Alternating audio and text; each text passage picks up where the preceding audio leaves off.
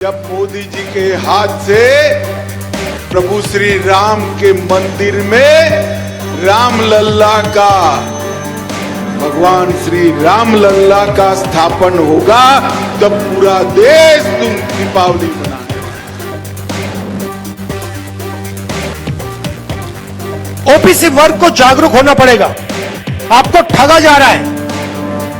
आपकी आबादी 50% से ज्यादा है, मगर हिंदुस्तान को चलाने में आपको 5% भागीदारी भी नहीं मिल रही। और जब मैंने ये सवाल नरेंद्र मोदी जी के सामने पूछा और मैं आज फिर पूछ रहा हूं, नरेंद्र मोदी जी आपने इस सवाल का जवाब क्यों नहीं दिया?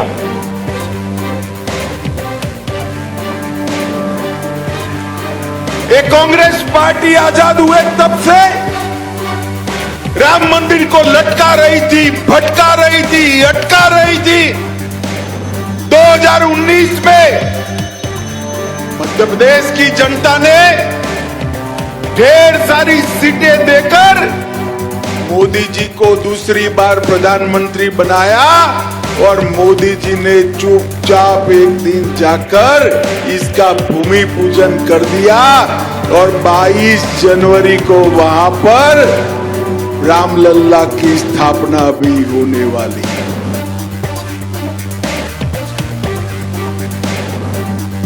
हम कहते हैं जातिगत जलकर ना करो, ये लोग मौन हो जाते हैं, चुप हो जाते हैं। लेकिन बड़े बड़े इवेंट करते हैं कि हम ओबीसी को बढ़ाना चाहते हैं आगे, हम ये करेंगे वो करेंगे, बड़ी बड़ी घोषणाएं करते हैं। जब हम कहते हैं गिनो भाई कितने हैं, गिनना नहीं चाहते। जब मोदी जी के हाथ से प्रभु श्री राम के मंदिर में राम लल्ला का भगवान श्री राम लल्ला का स्थापन होगा तब पूरा देश दीपावली मनाने वाला है।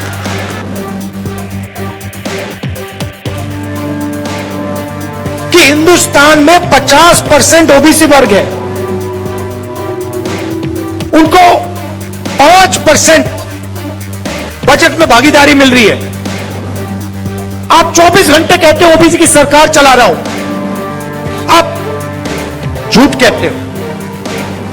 आपकी सरकार ओबीसी की सरकार नहीं है।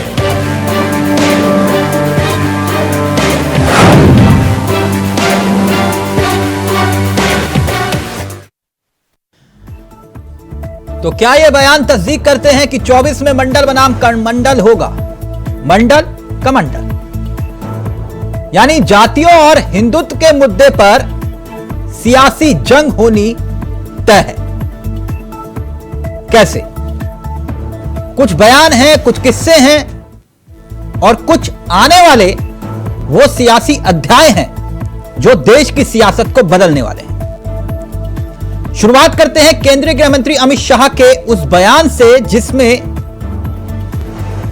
अमित शाह कहते हैं कि बीजेपी भारतीय जनता पार्टी तेलंगाना में आएगी तो विधानसभा चुनाव में सत्ता में आते ही मुख्यमंत्री पद के लिए पिछड़ा वर्ग से किसी नेता का चयन होगा, यानी कि पिछड़े वर्ग से। अमित शाह ने बकायदा चुनावी रैली को संबोधित करते हुए तेलंगाना के लोगों से कहा है। अब इस बयान के बाद सियासत हो रही है। यह तो रहा पहला अध्याय। वहीं दूसरी तरफ छत्तीसगढ़ विधानसभा चुनाव के दौर में कांग्रेस के पूर्व अध्यक्ष राहुल गांधी शनिवार को कांकेर पहुंचे हुए थे, एक रैली को संबोधित कर रहे थे। तब उस दौरान उन्होंने कहा कि केंद्र सरकार जातिगत जनगणना को लेकर तैयार क्यों नहीं हो रही।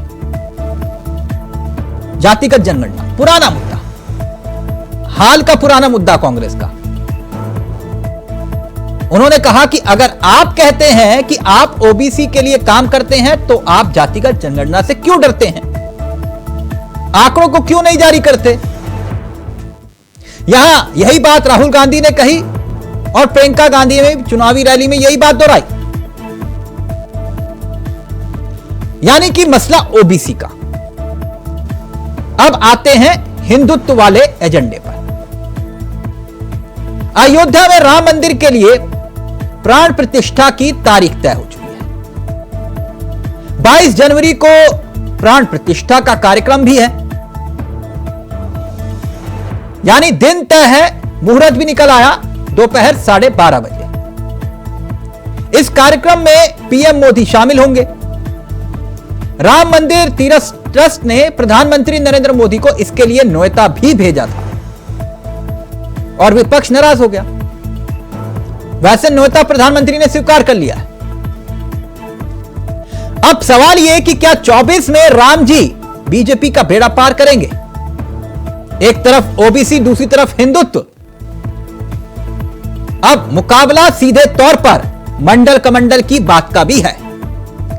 एनडीए का एजेंडा इंडिया गठबंधन पर भारी पड़ेगा या फिर 24 में ओबीसी बनाम हिंदुत्व के एजेंडे पर ही चुनाव होगा, क्योंकि एक लंबी लकीर दोनों तरफ से खींच दी गई है। चुनावों में जैसे कि हिंदू वोटर्स पर बीजेपी की नजर रहती है, यह बात किसी से छिपी नहीं। चुनावों में कांग्रेस का जातीय जनगणना करवाने का वादा क्या भारी पड़ेगा? आज इसी पर करेंगे चर्चा। हमारे साथ जुड़ेंगे तमाम मेहमान, लेकिन आपको पहले सुनाते हैं राजनीतिक बयान और फिर सीधा रुख करेंगे अपने मेहमानों की तरफ। वर्ग को जागरूक होना पड़ेगा। आपको ठगा जा रहा है।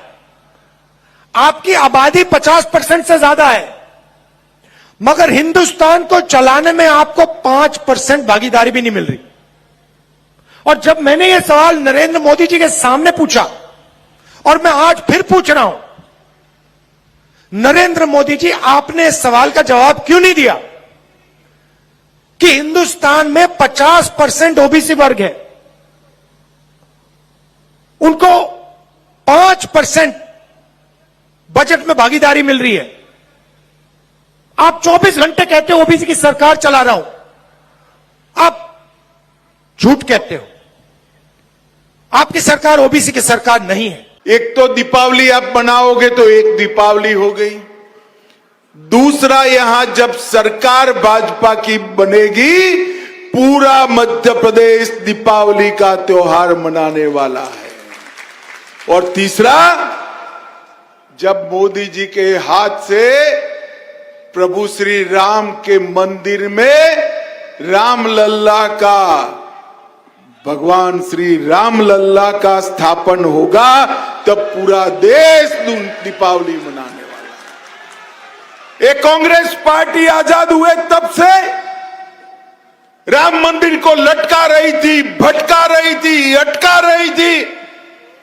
2019 में मध्य प्रदेश की जनता ने ढेर सारी सीटें देकर मोदी जी को दूसरी बार प्रधानमंत्री बनाया, और मोदी जी ने चुपचाप एक दिन जाकर इसका भूमि पूजन कर दिया, और 22 जनवरी को वहां पर रामलल्ला की स्थापना भी होने वाली है। हम कहते हैं जातिगत जलकर ना करो, ये लोग मौन हो जाते हैं, चुप हो जाते हैं। लेकिन बड़े बड़े इवेंट करते हैं कि हम ओबीसी को बढ़ाना चाहते हैं आगे, हम ये करेंगे वो करेंगे, बड़ी बड़ी घोषणाएं करते हैं। जब हम कहते हैं गिनो भाई कितने हैं, गिनना नहीं चाहते। महिलाओं को देखिए, महिलाओं को आरक्षण कांग्रेस पार्टी ने दिए 33%, इसलिए गांव गांव में आज महिलाओं का प्रतिनिधित्व है। मैं जब भाजपा का अध्यक्ष था, हर रोज ताने लगाते थे, मंदिर वहीं बनाएंगे, तिथि नहीं बताएंगे। राहुल बाबा, मंदिर भी बन गया, तिथि भी बता दी, जरा तनिक दर्शन कर आ जाना तो आपको भी संतोष हो जाएगा। माताओं, भाइयों, बहनों, मोदी जी ने चाहे राम मंदिर बनाना हो, चाहे धारा 370 को हटाना हो, चाहे ट्रिपल तलाक को समाप्त करना हो, चाहे सर्जिकल स्ट्राइक और एयर स्ट्राइक करनी हो, चाहे चंद्रमा पर चंद्रयान भेजना हो, चाहे नई पार्लियामेंट बनानी हो, और चाहे माताओं को 1/3 रिजर्वेशन देना हो, मोदी जी ने देश को गौरव को बढ़ाने में कोई कसर नहीं छोड़ी है। तो 24 में लड़ाई मंडल बनाम कमंडल पर आई। सीधा रुख करेंगे अपने मेहमानों की तरफ। आपको बता दें आज हमारे साथ इस चर्चा में जो मेहमान शामिल हो रहे हैं उनसे आपका परिचय करवा देते हैं। हमारे साथ इस कार्यक्रम का हिस्सा बन रहे हैं पवन गोयल साहब, बीजेपी के चेहरे हैं, हमारे साथ इस कार्यक्रम का हिस्सा बन चुके हैं। ज़ेबा खान जो कि कांग्रेस का चेहरा है। साथ ही हमारे साथ वरिष्ठ पत्रकार डॉक्टर सुनील कौशिक इस कार्यक्रम का हिस्सा है और कुछ ही देर में जेडीयू का चेहरा भी इस कार्यक्रम का हिस्सा होंगे। सबसे पहले कौशिक जी, इस चर्चा की शुरुआत आपसे करूंगा क्योंकि राजनीतिक लिहाज से आरोप प्रत्यारोप तो चलेंगे ही, लेकिन यहां मसला विश्लेषण का है। तो जरा समझाइए, क्या यह दौर वापस दिखाई दे रहा आपको मंडल बनाम कमंडल का? देखो, मुझे लगता है मंडल और कमंडल की राजनीति शुरू करने से पहले समीक्षा तो होनी चाहिए ना। हाँ। देश के लोग समीक्षा कराएं इस बात की कि किस सरकार में रहते हुए मंडल और कमंडल दोनों का विकास कब हुआ, कैसे हुआ। क्या केवल सरकारें बात करने के लिए या विपक्ष में बैठे हुए राजनीतिक दल आरोप लगाने के लिए होते हैं क्या? मैं छोटा सा एग्जाम्पल दूंगा। क्या किसी सरकार ने, कांग्रेस की सरकार रहते हुए सेक्टर कमेटी बनी, सेक्टर कमेटी बनने के बाद जो तथ्य सामने आए देश के उसकी छुपा के रख दी गई। किसानों के ऊपर एक आयोग बना, जो रिपोर्ट आई फिर उसके चर्चा सरकार करने के लिए तैयार नहीं हुई। और निश्चित तौर से आप मानेंगे तो ओबीसी वर्ग का आप भला करना चाहते हैं तो रोहिणी आयोग पे चर्चा क्यों नहीं होती? रोहिणी आयोग ने एक एक चीज, एक एक जाति का ब्यौरा, किसको कितना फायदा मिला, ये सारा रखा है उसने अपनी रिपोर्ट में। वो राष्ट्रपति महोदय को भी सौंप दी गई। नहीं, वो इतिहास तो कौशिक जी बीत गया, लेकिन यहाँ अब आपको दिखाई दे रहा है कि वही एक तरफ राहुल गांधी जिक्र कर रहे हैं जो कल तक कांग्रेस कहती थी कि ना बात पर, इस तरह का एक नारा था। और इंदिरा जी की बात पर मोहर लगेगी हाथ पर, ना जात पर ना पात पर, इंदिरा जी की बात पर मोहर लगेगी हाथ पर, है ना। और आज वही कह रहे हैं कि किस किस कितनी जाति है वो जाति बताओ। तो ये राहुल गांधी का एजेंडा। नहीं, मैं वही कह रहा हूं कि बार बार राहुल गांधी या कांग्रेस के लोग या अन्य राजनीतिक दल ओबीसी वर्ग पर बार बार सवाल खड़े कर रहे हैं। हाँ। मैंने वही जिक्र किया, रोहिणी आयोग ने एक एक तथ्य अपनी रिपोर्ट में रख दिया है कि जब से देश आजाद हुआ तब से लेकर अब तक ओबीसी के जातियों को कितना फायदा किस सरकार ने दिया। इन जातियों को शून्य भी फायदा नहीं मिला। 97% कब्जे पर 25% जातियों का कब्जा रहा। वो किसी भी योजना पर हो, आरक्षण पर हो, तो इसके लिए कौन जिम्मेदार होगा? मैं सिर्फ इतना जानना चाह रहा हूं कौशिक जी कि फिर मैं आपके पास आऊंगा, छोटी सी बात, फिर मैं राजनीतिक मेहमानों की तरफ रुख करूंगा कि ये जो एक तरफ ओबीसी का मसला और दूसरी तरफ राम मंदिर और हिंदुत्व का एजेंडा, किसका पलड़ा भारी दिखाई देता आपको? नहीं, देखो, ये तो चावला साहब देश की जनता तय करेगी। हाँ। कि किसका पलड़ा भारी होगा। लेकिन मुझे लगता है कि देश की जनता समीक्षा करने से पहले, निर्णय करने से पहले कुछ पिछला इतिहास तो देखेगी, सोचेगी, समझेगी। जैसे बार बार राहुल गांधी कहते हैं कि साहब 5% की सहभागिता है ओबीसी वर्ग की। अच्छी बात है, कहना भी चाहिए। क्या मनमोहन सिंह सरकार में ये नियुक्त थे स्वच्छ secretary, joint secretary, cabinet secretary, नहीं बताएंगे क्या कितने % थे? ठीक, बताने की आवश्यकता है। ठीक। तो ज़ेबा खान, राजनीतिक कारणों से ज़ेबा खान, कौशिक जी पूछ रहे हैं कि अब ये ओबीसी याद आ रहे, जब सत्ता में थे तब भूल गए थे कितने % कितने थे। तो क्या लगता है आपको कि ये 24 में जो चुनाव होगा मंडल बनाम कमंडल की तरफ बढ़ता हुआ दिखाई दे रहा है चुनाव? देखिए, राहुल गांधी जी और कांग्रेस पार्टी आज सत्ता में थे तो भी करते थे ओबीसी की, एसटी ओबीसी की, और आज भी कर रहे हैं। और गलत क्या है इसमें? डर क्यों लगता है भाजपा को? जातीय जनगणना से दिक्कत क्या है? कम से कम पता तो चले कि कितनी जाति है और कितना अधिकार मिल रहा है। भाजपा को ये लगता है कि उसके धर्म के कार्ड की राजनीति हो जाए कि जो एसटी, एसटी, ओबीसी के नाम पर सत्ता में बैठे हुए हैं उनके वोट पर वो खिसक जाएगा। जब एसटी, एसटी, ओबीसी कहेगा कि वोट तो मेरे नाम पर और हमें अधिकारों के नाम पर क्या मिल रहा है, नहीं, सिर्फ शोषण हो रहा है। तो बिल्कुल सब बोलते हैं राहुल गांधी जी। आप जातियों के नाम पर बांट रहे हैं देश को, ये आरोप लग रहा है आप पर। देखिए, आरोप भाजपा का तो काम है आरोप लगाना।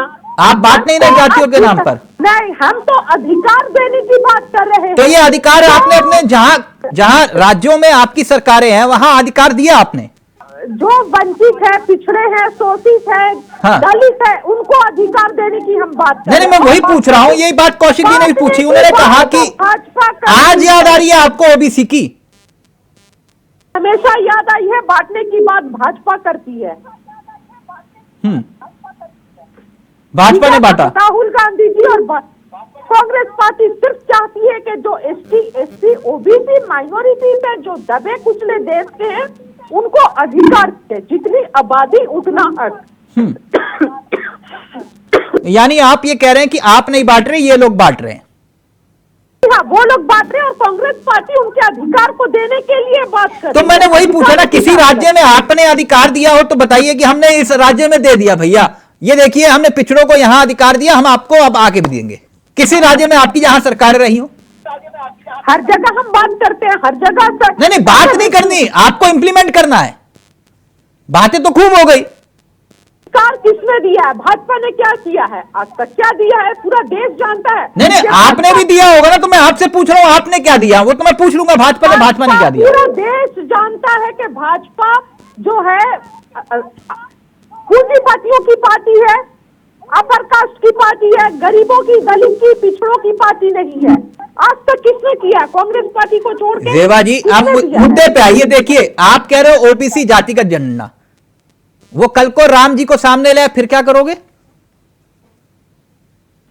देखिए, इसका तोड़ है आपके पास? काम तो भाजपा ने किया नहीं है। नहीं, मैं कह रहा हूं राम जी को ले, आप अब इसका तोड़ तो होगा नहीं आपके पास। राम जी के नाम पर वोट मांगेंगे, काम तो किए नहीं है।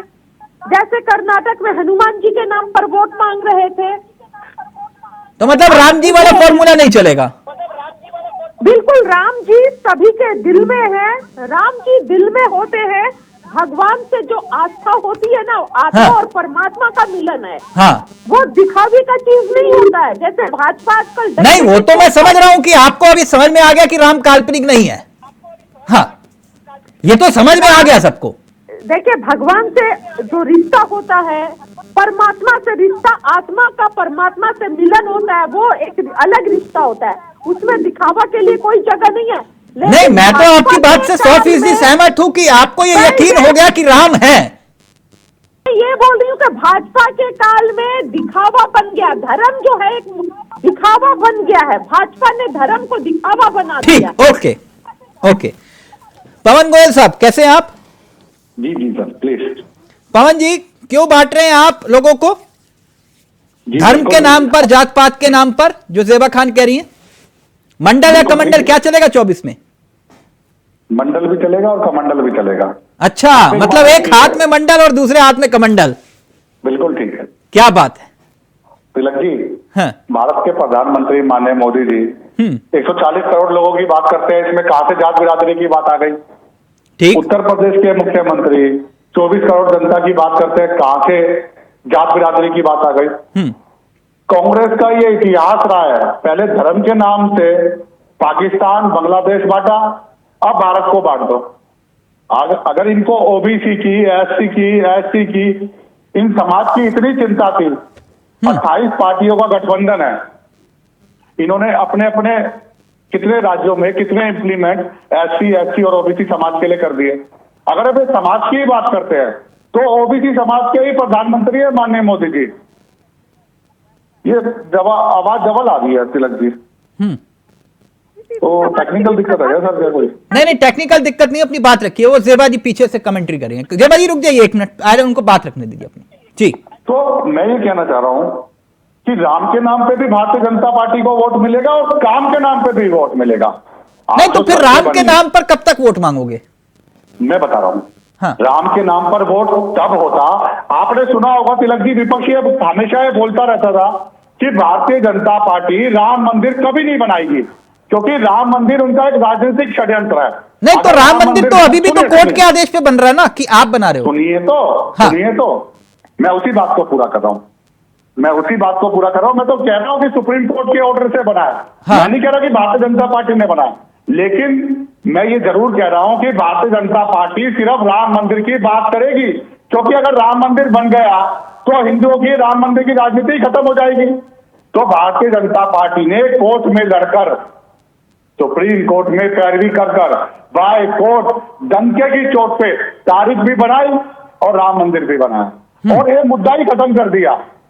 क्योंकि जिस तरीके से मुसलमानों को अपने हित में लेकर कोर्ट ने उनको 3 गुनी जमीन देकर सरयू नदी के पास देश का माहौल सुधारने का काम किया, इसका कोर्ट का भी स्वागत हुआ और जनता ने भी स्वागत किया। अब लेकिन भारतीय जनता पार्टी की सरकार में राम मंदिर बीजेपी बना। शायद पार्टी नहीं थी उस वक्त कोर्ट में। बिल्कुल पार्टी बिल्कुल नहीं थी। हाँ। मैं वही बात कह रहा हूं। लेकिन अब ये भारतीय जनता पार्टी का सौभाग्य है कि इनकी क्षेत्र की सरकार में और सेंट्रल की सरकार के उस राज्य में बना और जनता भारतीय जनता पार्टी को क्रेडिट दे रही है, तो विपक्ष को परेशानी क्या है? भारतीय जनता नहीं पार्टी की क्रेडिट आपके स्वागत में आई है। आप क्रेडिट के लिए राम मंदिर की लड़ाई लड़ रहे थे। अभी तो आप कहते हैं कि भारतीय मैं जनता आपसे पार्टी पूछ रहा हूं, लड़ाई नहीं की। मैं आपसे पूछ रहा हूं, मैं कह रहा हूं राम के जनता नाम पर क्रेडिट वोट दे रही है। मिलेगा आपको, आप ये कह रहे हो? मैं कह रहा हूं जनता क्रेडिट दे रही है। भारतीय जनता पार्टी तो प्रयास ही लगा रही है हमेशा। नहीं पवन जी, एक मिनट, बड़ी कंफ्यूजन हो रही है। यानी आप ये कह रहे हो कि राम के नाम पर वोट मिलेगा आपको? बिल्कुल मिलेगा, राम जी के नाम पर सीना ठोक के वोट मिलेगा। भारतीय जनता पार्टी का सौभाग्य है कि उनकी सरकार में राम मंदिर तो बना। मतलब आप धर्म की राजनीति करोगे? इसमें धर्म की क्या है? अभी तो आप कह रहे हो, अभी तो कह रहे हो कि राम के नाम पर वोट मांगेंगे हम।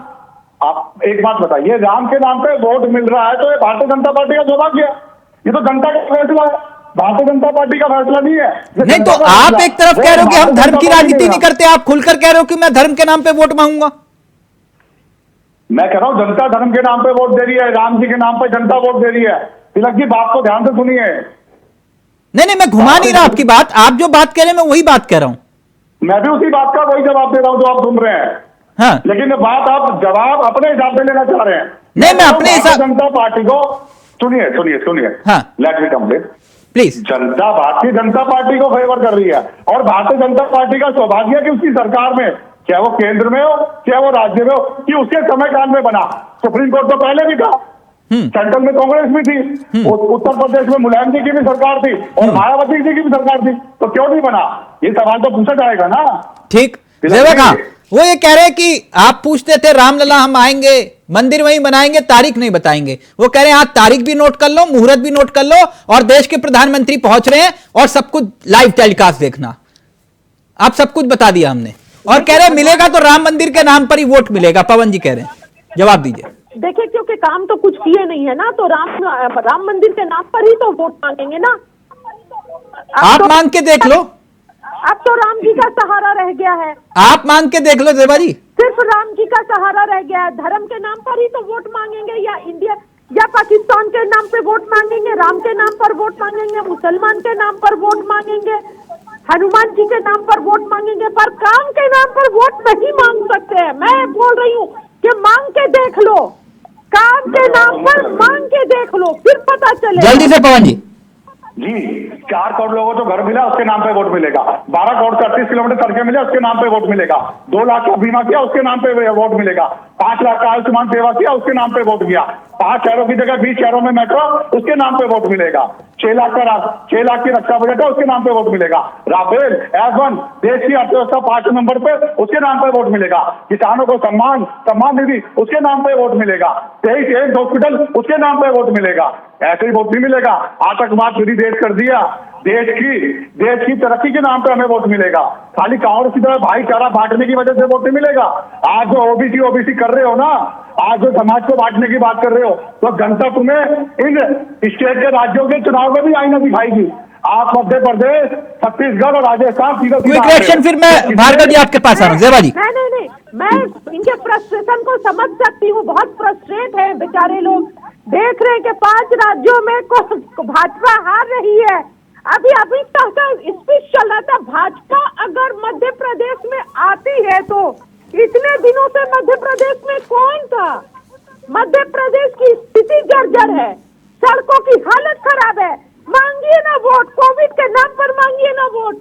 क्यों नहीं मांग रहे हैं? मांगिए। किस तरह प्रवासी मजदूर सड़कों पर चले थे, दिल्ली की सड़कों पर प्रवासी मजदूर मरे थे, और जब डेल्टा वायरस आया था ना कोविड के समय, तो गंगा में लाशें बही हैं। मांगिए उसके नाम पर वोट।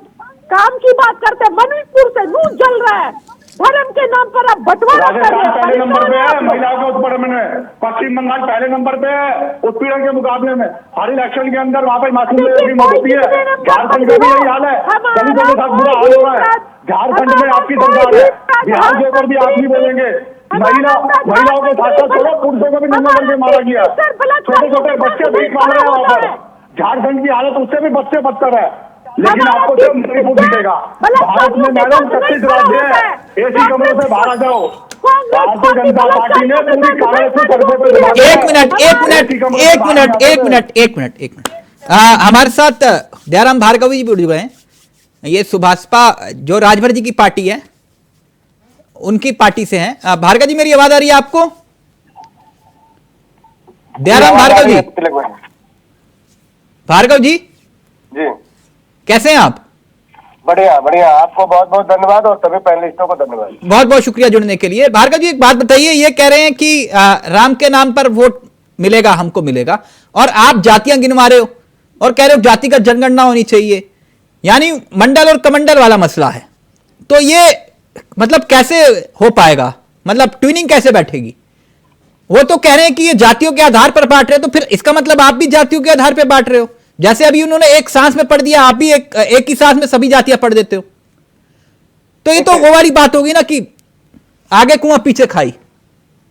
तिलक भाई, हाँ, सुहेल देव भारतीय समाज पार्टी विगत 27 अक्टूबर 2002 से लेकर आज हम आपके चैनल पे हैं।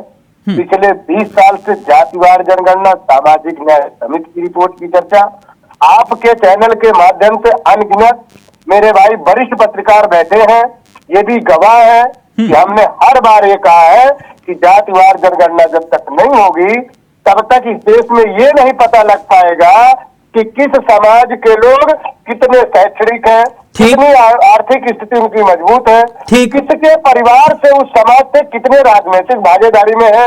हाँ। जब तक ये जनगणना नहीं होगा, जातिवार जनगणना, तब तक लोगों को पूर्णतया अधिकार नहीं मिलेगा। ठीक, भारतीय समाज पार्टी 20 साल से कह रही है। नहीं, ये बात तो देखो कौशिक जी, नहीं, मेरी बात सुनिए एक मिनट भार्गव जी, ये बात तो देखो कौशिक जी को समझाओ, मुझे समझाओ, कोई हल नहीं निकलेगा इसका, है ना। ये बात आपको पवन जी को समझानी चाहिए, मुझे ऐसा लगता है, क्योंकि सत्ता में वो है, यानी आपके पार्टनर, आपके सहयोगी बीजेपी सत्ता में है, उनको कहो कि जातिगत जनगणना करवाए। आप यही कह रहे हो ना? देखिए, सुहेल देव भारतीय समाज पार्टी के राष्ट्रीय अध्यक्ष वो प्रकाश राज जेवा जी, मैं आपको सिर्फ एक सुझाव, एक मिनट रुकिएगा भार्गव जी, एक मिनट भार्गव जी, मैं समझा देता हूं, मैं हिंदी में समझा देता हूं। जेवा जी, अगर मैंने उनको फ्री हैंड दे दिया ना तो फिर वो चुप नहीं होंगे पूरे 1 घंटा, मैं गारंटी दे रहा हूं। इसलिए चुपचाप अभी भार्गव जी को सुन लीजिए, फिर उसके बाद में भार्गव जी प्लीज कंटिन्यू। जी, मैं ये कह रहा था तिलक भाई, मेरी एक ही आपसे वेदना है, मैंने बार बार कहा है, जब हम 20 साल से जातिवार जनगणना की बात कर रहे हैं, किस समाज के, अब थोड़ी से मैं आपको लेके जाना चाहूंगा बिहार प्रदेश में। बिहार प्रदेश की जो जाति की सर्वे करवाया गया, उसमें सर्वे में ये उठा के हमारी कांग्रेस की बहन कह रही है कि जिसकी जितनी संख्या भारी उसको उतनी हिस्सेदारी। वहां पे यादव की संख्या कितनी आई? 14%। वहां मुसलमानों की कितनी जनसंख्या आई? 17%। बाकी जो अति पिछड़ा समाज है, अगर नीतीश कुमार और लालू के बेटे जो उप मुख्यमंत्री हैं तेजस्वी यादव जी, अगर इस बात को मानते हैं तो तत्काल प्रभाव से उनको उप मुख्यमंत्री से उनको मुख्यमंत्री पद से भार्गव जी, इसके हम चर्चा कर, मैं एक मिनट भार्गव जी, भार्गव जी एक मिनट, आप घुमा गए, आप घुमा गए। हाँ, आप मेरी बात सुनिए, एक मिनट, कथनी और करनी में तिलक भाई बहुत फर्क है। ये अच्छा, कथनी और करनी से याद आया मुझे कुछ, एक मिनट, कथनी और करनी से मुझे कुछ याद आया, एक मिनट रुकिए ना।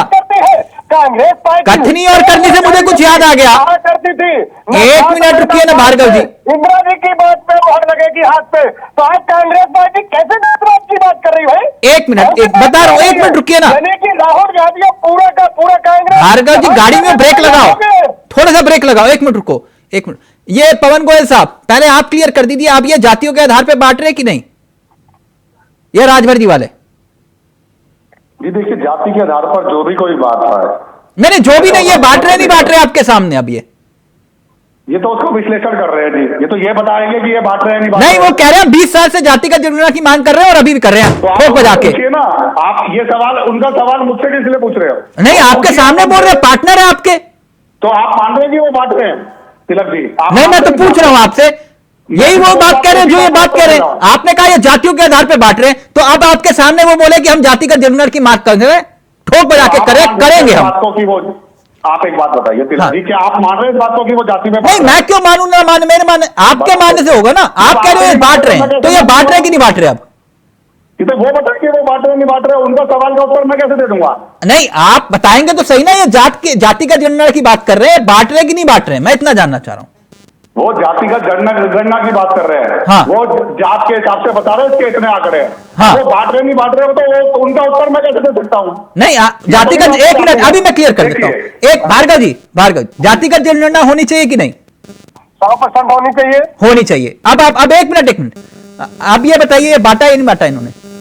अच्छा एक बात बताइए, हाँ। किसी की काउंटिंग करना और किसी को बांट देना जमीन आसमान का फर्क है उसमें। तो इसका मतलब राहुल गांधी सही बोल रहे हैं। कितने राहुल गांधी सही बोल रहे हैं। राहुल गांधी ऐसे नहीं बोल रहे। हाँ। ये कह रहे काउंटिंग करो। हाँ। राहुल गांधी कह रहे बांट दो। नहीं, राहुल गांधी भी तो वही कह रहे हैं जातिगत जनगणना करवाओ। तो फिर ओबीसी का नाम तो लिया। वो ये कहते हैं कि भारत के अंदर जितनी भी जातियां है, हाँ। सबकी गिनती करो, तो मैं मानता। अच्छा, जो ओबीसी की बात करेगा वो इसका मतलब बांट रहा है जातियों पर। तो ठीक है, आप डिवाइड कर दीजिए। फिर आप ये कहना चाह रहे हैं तिलक जी? नहीं, मैं आपसे पूछ रहा हूं, साथ हैं आप अपनी बात पर रेडी हैं? जो ओबीसी की बात करेगा वो जातियों में बांट रहा है। बिल्कुल आपके सामने। आप किसी एक मिनट, मैं एक बयान सुनाना चाहूंगा अब आपको। एक मिनट भार्गव जी, आराम से पूरा वक्त दूंगा। एक बयान, इजाजत है आपको? आपने कहा जो जातियों की बात करता है वो देश को बांटता है।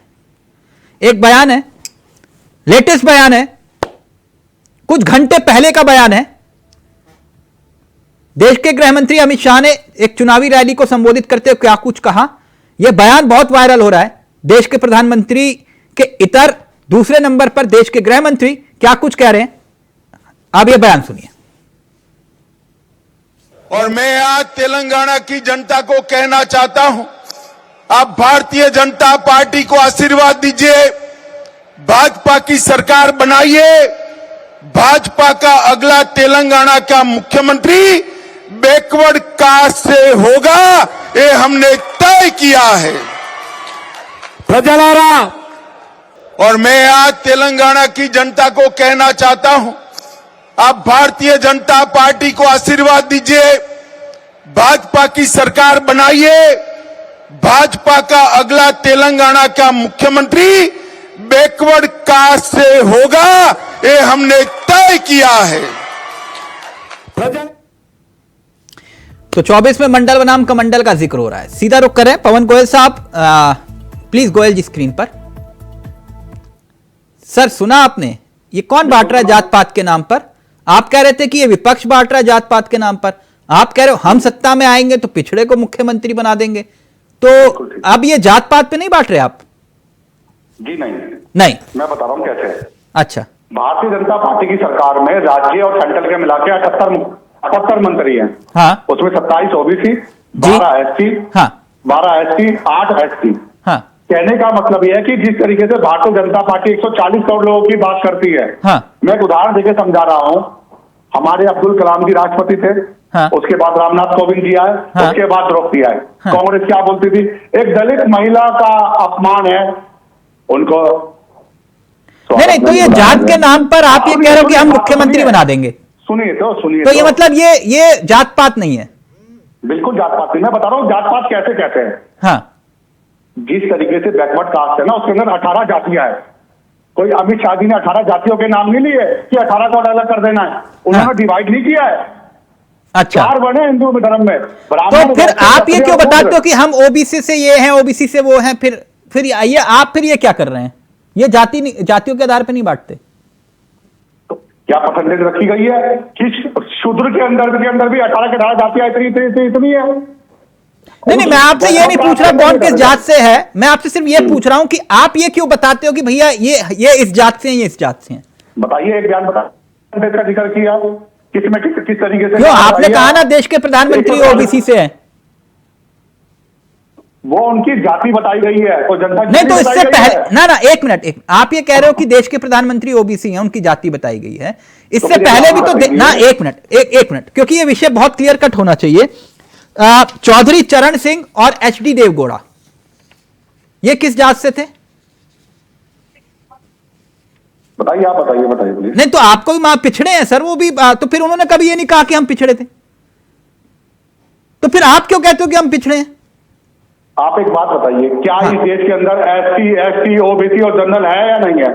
नहीं तो फिर आप एक तरफ कहते हो कि हम जात के आधार पे नहीं करते सियासत, फिर नहीं, कौशिक जी बड़ी कंफ्यूजन है। नहीं, गोयल साहब ने कंफ्यूजन क्रिएट कर दी। आप कंफ्यूज कर रहे हो, या तो सबको एससी एसटी कर दो, या सर मैं आप बताते हो ना ये ओबीसी हैं, ये इतने ओबीसी हम नारे साथ इतने, और तो फिर मैं तभी पूछ रहा हूं, एक तरफ आप कहते हो कि नहीं ये जात पात के आधार। एक मिनट कौशिक जी, नहीं मैं सहमत नहीं लगी आपसे।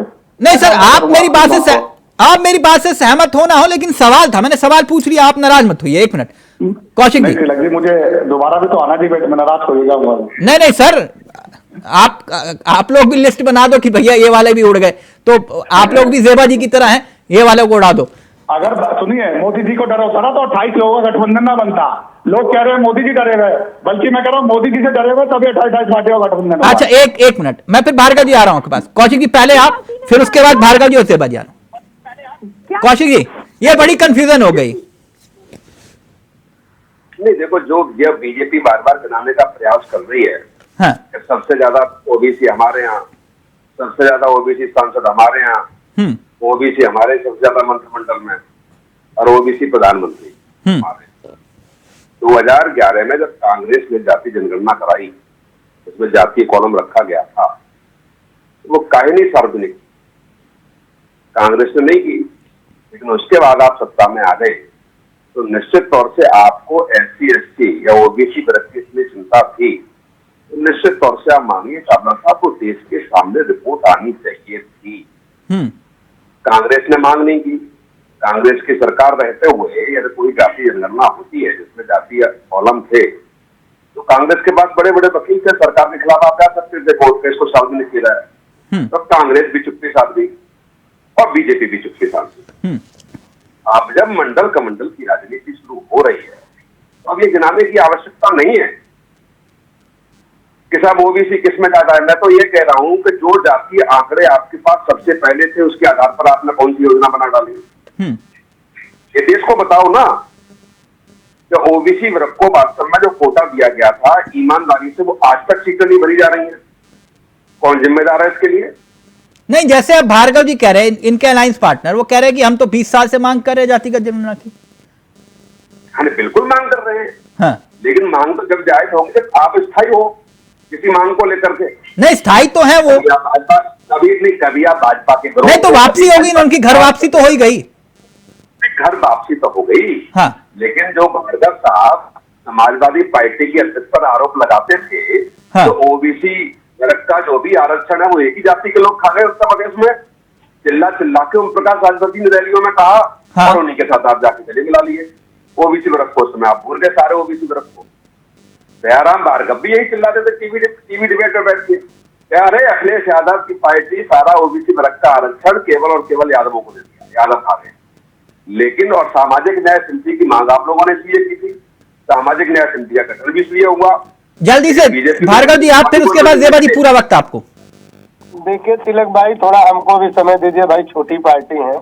नहीं छोटा ना छोटी, ऐसा मत बोलो आप। हाँ, देखिए हमारे कल को क्या पता मंत्री बनोगे आप, ऐसा मत बोलिए। तिलक भाई, नवरात्र बीत गया। जो भी हम बात करते हैं बिल्कुल डंके की चोट पे करते, सच्चाई की बात करते, हम अपनी बात से मुखर्ची नहीं है। हाँ, इस देश में 1947 में देश आजादी से पहले जब हम गुलाम थे तब जातियों की जनगणना कौन करवाया था? अंग्रेजों की शासन में हुआ था। तब से लेकर के डॉक्टर बाबा साहब भीमराव अंबेडकर ने भी इस बात को कहा था कि हर 10 साल के बाद जो आरक्षण की काउंटिंग कराई जाए, जनगणना कराई जाए, जो जातियां लाभ ले चुकी हों उस जाति को आगे कर दिया जाए, बाकी जो बची हुई वंचित जातियां हैं उनको देने का काम किया जाए। पिछले अगर हम देखें तो भारतीय जनता पार्टी के 16-17 साल का शासन होता है देश में, जो 75 साल में, बाकी शासन काल जो कांग्रेस और कांग्रेस से समर्थित सरकार रही। ठीक, हम 27 अक्टूबर 2002 से हमारी पार्टी का गठन हुआ, तब से लेकर तिलक भाई हम जातिवार जनगणना की बात कर रहे हैं।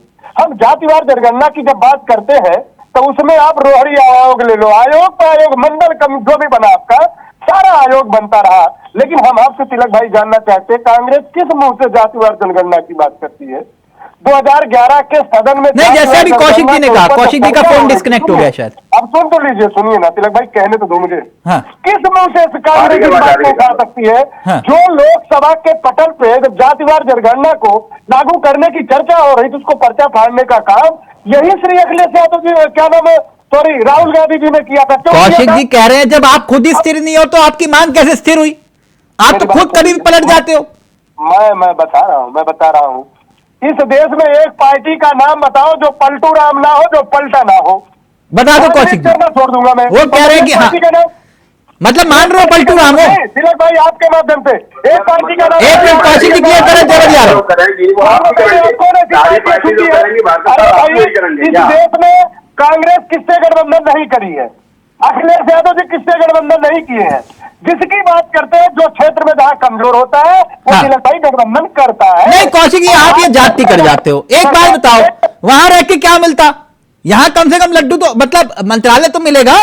आप कैसी बातें करते हो कौशिक जी?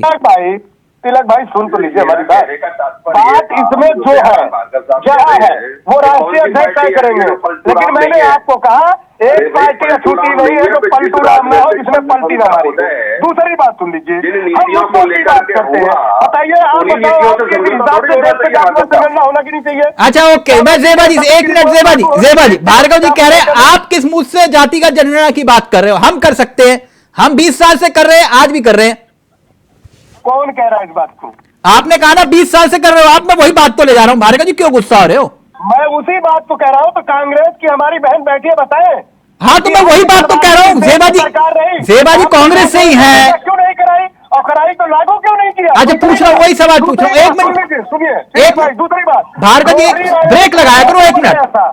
लेकिन उसका अमली जामा 31 जुलाई 2023 को रोहड़ी आयोग ने पूरे भारतवर्ष में जो पिछड़ी जात 27 वर्णन है, पिछड़ा सर्वाधिक पिछड़ा को लेकर के अपनी रिपोर्ट केंद्र सरकार को सौंपने का काम किया।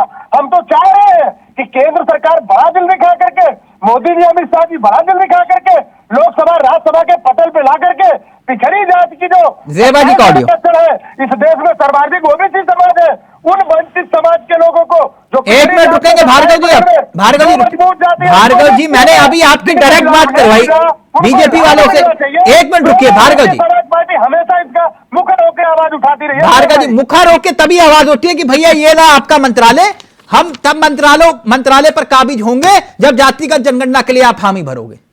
मेरी बात समझ रहे हो ना? भाई बहुत जल्द शीर्ष नेतृत्व, यानी हम एनडीए के गठबंधन में है, जाहिर सी बात है अमित शाह मोदी जी से राजभर जी पे बैठने की चर्चा कर रहे हैं और बैठक होगी, आपको दिखाई देगा तिलक भाई। हमारे एजेंडे हम बिल्कुल साफ है भाई, हम इसलिए सत्ता में नहीं आए हैं, मंत्री मंत्रालय के लिए नहीं आए हैं, हम वंचित समाज जो 75 साल की आजादी, मतलब आप ये कह रहे हो कि हम मंत्रालय तभी लेंगे जब जातिगत जनगणना की बात करेगी बीजेपी? चाहे राजनीतिक नहीं दयाराम जी एक मिनट हक अधिकार नहीं मिला है, वंचित समाज को जब तक हक अधिकार नहीं मिलेगा तो भारतीय समाज पार्टी सड़क से लेकर सदन तक इसकी आवाज उठाती रहेगी। तिलक भाई नहीं, एक मिनट, सभी गवाह इस बात के। भार्गव जी कह रहे हैं कि हम तभी मंत्रालय पद लेंगे जब बीजेपी जातिगत जनगणना के लिए तैयार होगी, यही कह रहे हो ना बात? मैंने कहा ये शीर्ष नेतृत्व का निर्णय है। अच्छा, मुझे लगा कि आप ये कह रहे हो कि हम त्याग देंगे। ओके, अब जेबाजी का ऑडियो रहेगा, अब भार्गव जी का ऑडियो। एक मिनट रुकिए जेबाजी, वो कह रहे किस मुंह से आप कह रहे हो कि जातिगत जनगणना हो? जवाब दीजिए। इसी मुंह से बोल रही हूँ जातिगत जनगणना हो, गलत क्या है इसमें? क्यों हमेशा टिप्पणी किया जाता है, बातों को तोड़ा मोड़ा जाता है? आप सत्ता में थे तो आपने क्यों नहीं जातिगत जनगणना वोट के लिए नहीं, पिछड़ी जात की बात कर रहे हैं। आप बताइए, बोलने का मौका तो दीजिए, इस देश में अगर गुमराह किए बोलने का मौका तो दीजिए। जो है मुसलमानों को भय दिखा करके भारतीय जनता पार्टी का सत्ता में रहने का काम किया, समाजवादी पार्टी ने मुसलमानों को भय दिखा करके सत्ता में रहने का काम किया। मैं यही बताना चाहूंगा भार्गव जी,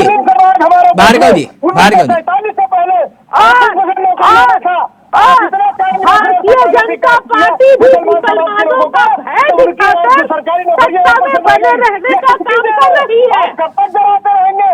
आप कब तक डराते रहेंगे?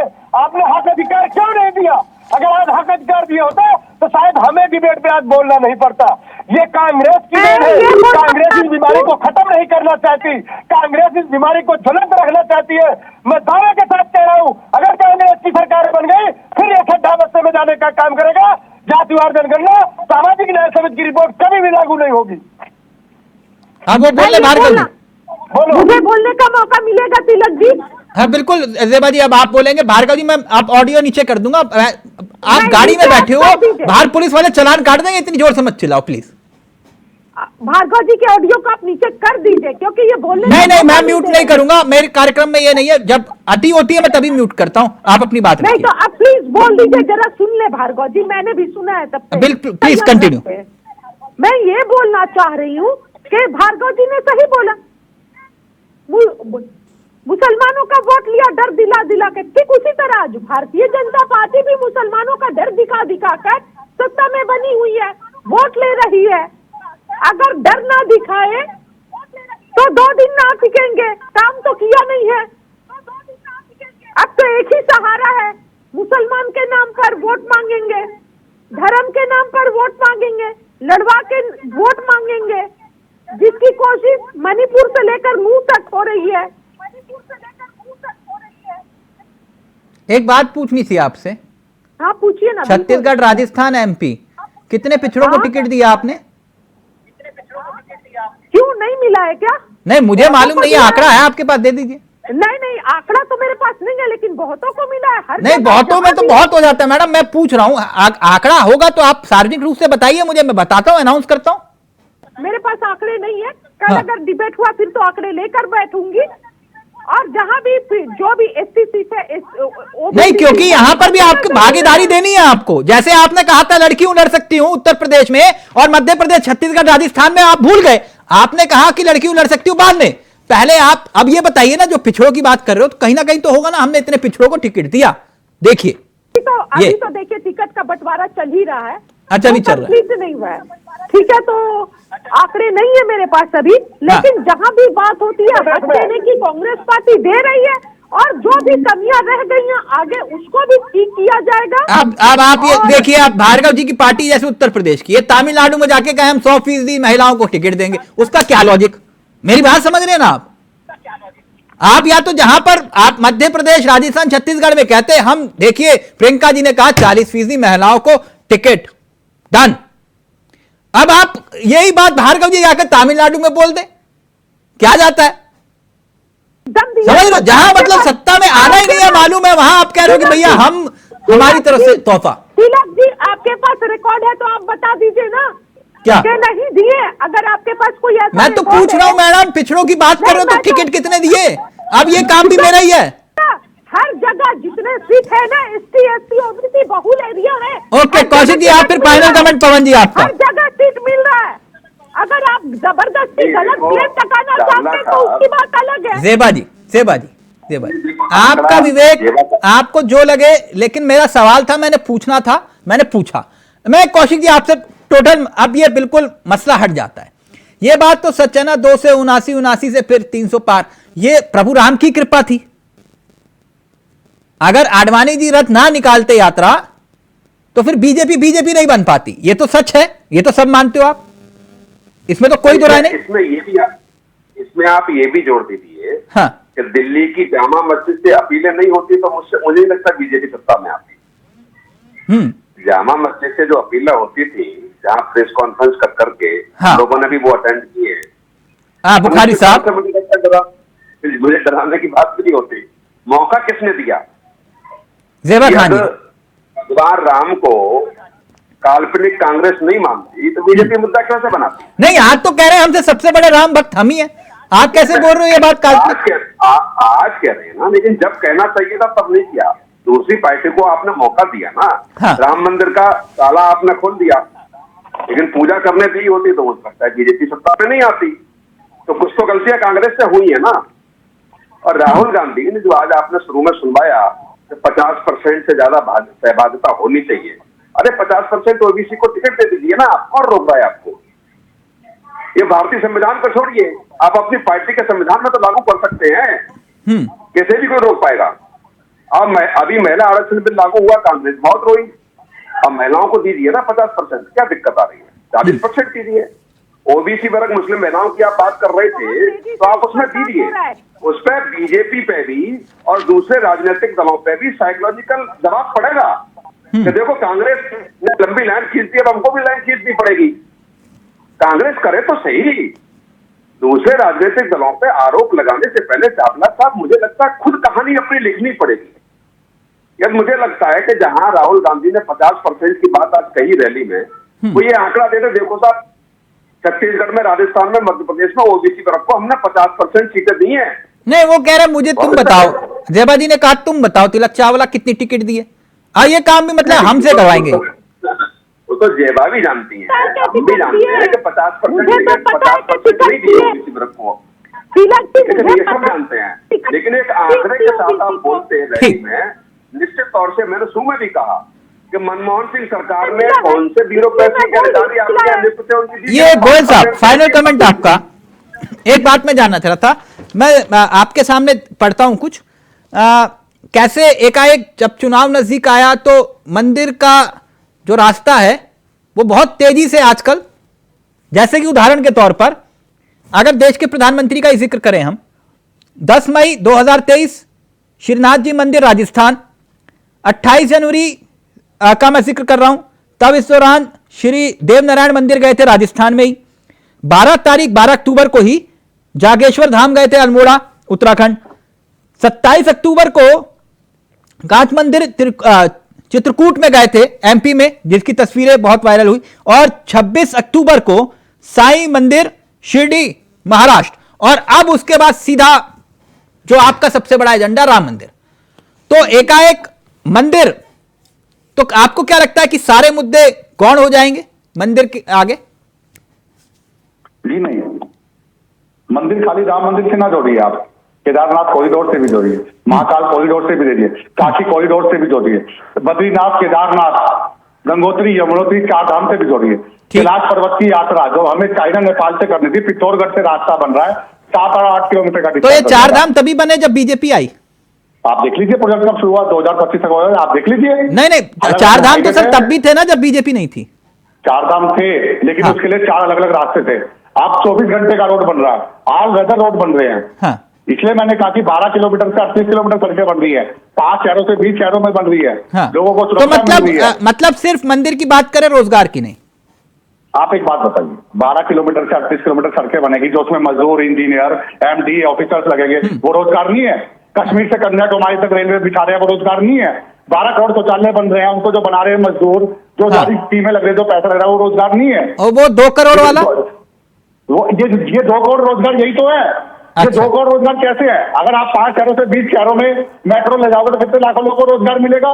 सड़कें बनाने में, शौचालय बनाने में, मेट्रोस बनाने में, हाईवे बनाने में, फ्लाईओवर्स बनाने में, ये रोजगार ही तो है। अच्छा, 55 कंट्रियों के साथ एमओयू साइन तो हुआ। यानी आपको लगता है इन सब मुद्दों पर सबसे बड़ा मुद्दा राम मंदिर होगा?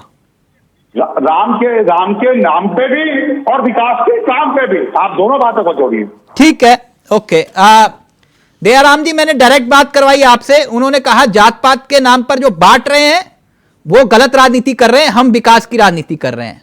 ठीक है दयाराम जी, हम नाराज मत होइएगा, लेकिन कुल मिला, अच्छा लाइव में कमेंट आ गया चलते चलते। पवन जी वो पूछ रहे हैं प्याज खाते हो कि नहीं?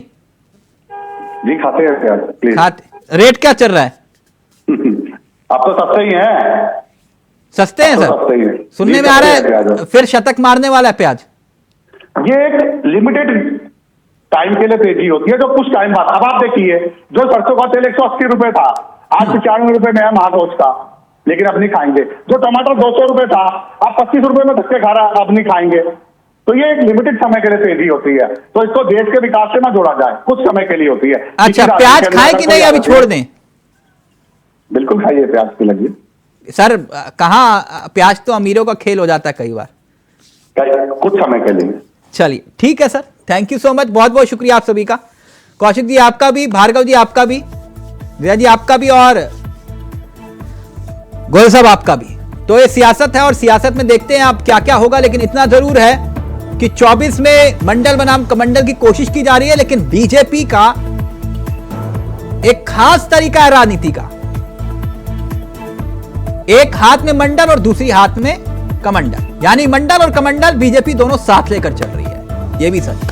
नमस्कार, जय हिंद, जय भारत।